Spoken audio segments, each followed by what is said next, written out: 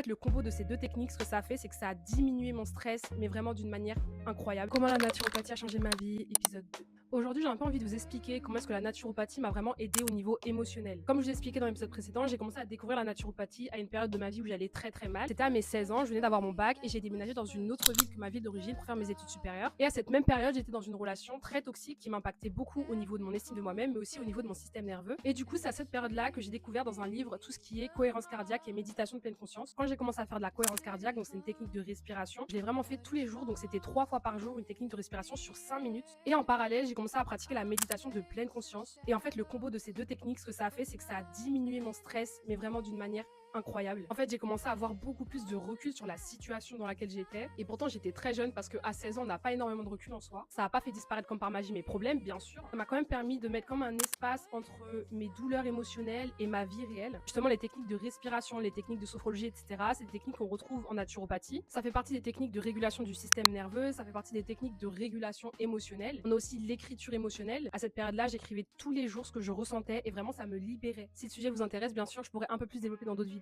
En attendant, je vous laisse me dire en commentaire si vous aussi vous pratiquez des fois des techniques de régulation émotionnelle. Je vous fais des bisous et à bientôt.